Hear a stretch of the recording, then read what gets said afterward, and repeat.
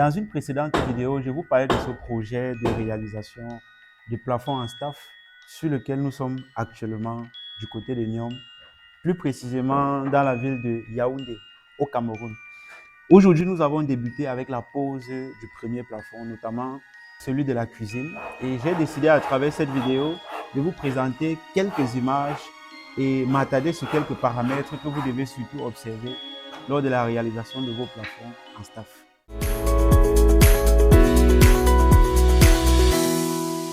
Il est désormais possible de devenir propriétaire de villas ou duplex au Cameroun en 90 jours avec un budget de 10 ou 15 millions de francs CFA, 17 ou 24 000 euros. Les villas et duplex sont livrés clé en main dans le but de sécuriser les intérêts des deux parties et satisfaire aussi ceux de la diaspora. Nous mettons en place un mécanisme administré par un notaire qui valide chaque étape du processus avant tout déblocage de fonds. À présent, plus d'excuses. Réservez gratuitement un call project dans la barre de description afin que nous puissions concrétiser votre rêve. Nous mettons aussi à votre disposition des plans à des prix défiant toute concurrence. Peu importe votre besoin, permis de bâtir, études géotechniques, pour ne citer que cela, notre bureau d'études et réalisation reste à votre entière disposition pour la réalisation de vos projets d'architecture, d'ingénierie, de construction et rénovation. Surtout que nous faisons vos rénovations, peintures et autres à partir d'un budget minimum de 100 000 francs CFA, 180 euros seulement. Réservez un call project dans la barre de description ou alors contactez-nous via le numéro qui s'affiche. Sur cette chaîne, nous parlons de business,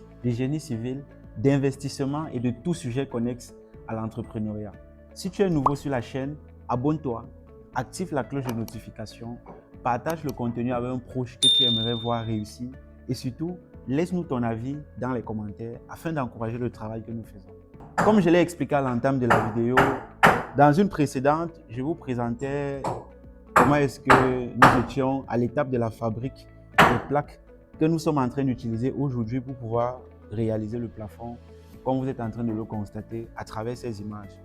Et aujourd'hui, il est question pour moi de vous partager comment est-ce que les choses évoluent, mais surtout de vous montrer quelques points sur lesquels il serait important de s'attarder si vous êtes dans un processus de réalisation de ce type de projet. À travers cette image, vous pouvez constater que nous avons utilisé ces éléments pour pouvoir tenir les plaques et faire en sorte qu'ils soient au même niveau. Donc on les appelle les attrapes. Et ce que vous voyez entre mes mains, c'est ce qu'on appelle le papillon. Donc, c'est ça qu'on utilise généralement pour pouvoir associer à l'autre petit morceau de bois que vous pouvez constater sur la vidéo, afin de faire en sorte que les deux morceaux de plaque qu'on a décidé d'aligner puissent avoir le même niveau horizontal. Donc, si vous avez un staffeur qui est en train de réaliser ce type de projet chez vous, respectant ce canevas, sans toutefois utiliser des attrapes comme vous êtes en train de voir sur l'image, il est fort probable qu'à la fin, vous n'ayez pas un plafond totalement plat. Donc le deuxième paramètre que je m'en vais vous présenter, ce sont les trous que vous voyez au niveau du plafond. Donc ces trous ont pour objectif de mettre des accroches. Parce qu'une fois que les plaques sont installées telles que vous pouvez constater ici, après cela, ce qu'on fait, c'est qu'on utilise la filasse avec le plâtre pour pouvoir créer des accroches pour faire en sorte que les différentes plaques qu'on a eu à superposer puissent tenir sur la durée.